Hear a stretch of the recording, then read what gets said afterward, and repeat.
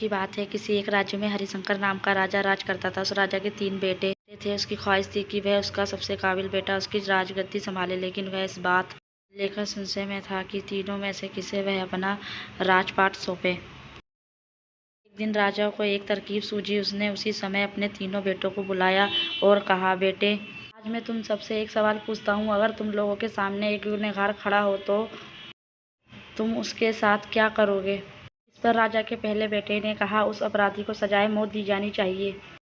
दूसरे बेटे ने कहा, गुनहगार को काल कोठरी में बांध देना चाहिए। कि तीसरे बेटे ने कहा, पिताजी, हमें उसे सजा देने से पहले इस बात की जांच करनी चाहिए कि सही में अपराध किया है या नहीं। इस पर राजा के तीसरे बेटे ने सभी को एक कहानी सुनाई। एक राजा था, उसके पास एक बुद्धिमान तोता था। एक बार उस तोता ने महाराज से कहा, अपने माता पिता के पास जाना है। राजा ने उसकी बात नहीं मानी, लेकिन तोता ने हार नहीं मानी। वह लगातार महाराजा से जिद करने लगा कि मुझे अपने माता पिता के पास जाने दे। अंत में राजा ने तोता की बात मान ली और कहा, ठीक है, तुम अपने माता पिता से मिलकर आओ, लेकिन वहां ज्यादा नहीं रुकना। राजा ने तोता को केवल 5 दिन की अनुमति दी और कहा, तुम 5 दिन में अपने परिवार वालों से मिलकर लौट आना। इसके बाद तोता 5 दिन के लिए अपने माता पिता के पास चला गया। छठे दिन जब वह राजा के पास रहा था तो उसने सोचा कि क्यों ना वह महाराज के लिए कुछ उपहार ले लिया जाए। फिर वह पर्वत की निकल पड़ा। दरअसल वह महाराज के लिए अमृत फल लेना चाहता था। वहां पहुंचते पहुंचते रात हो गई। तोता ने पर्वत पर पहुंचकर फल तो ले लिया, लेकिन रात हो जाने के कारण आगे नहीं बढ़ पाया, वहीं रुक गया। रात जब तोता सो रहा था तभी एक सांप वहां आया और उसने राजा के लिए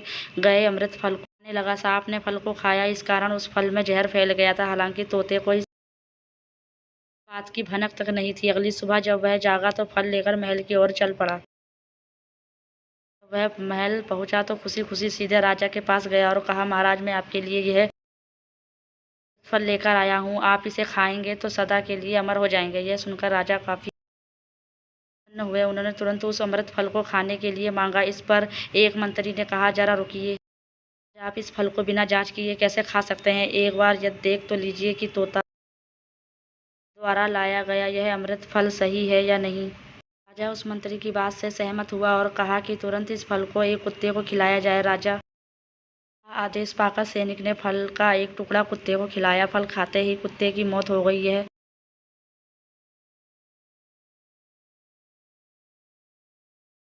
देख राजा गुस्से से आग बबूला हो गया। उसने क्रोध में आकर तलवार से तोता के सिर को काट दिया, साथ ही फल को फेंक दिया। साल बाद ठीक उसी स्थान पर एक पौधा निकल आया। यह देख राजा को लगा कि यह उसी जहरीले फल का पौधा है। सभी को आदेश दिया कि उस पेड़ का फल कोई नहीं खाएगा।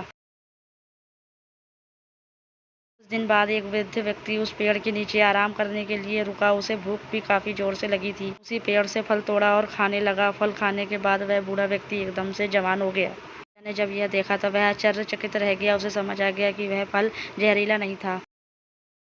उससे बहुत बड़ी गलती हो गई। उसने बिना सच्चाई जाने तोता को मार दिया। इसे लेकर उसे काफी पछतावा भी हुआ। इसके लिए वह मन ही मन खुद को कोसने लगा।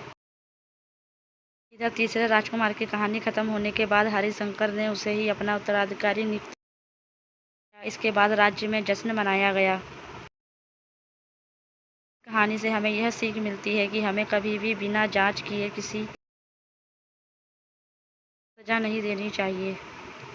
दोस्तों, अगर आपको मेरी यह स्टोरी पसंद आई हो तो प्लीज़ मेरे चैनल को सब्सक्राइब ज़रूर कर लेना और बेल आइकन को दबाना ना भूलें और प्लीज़ एक लाइक ज़रूर कर देना।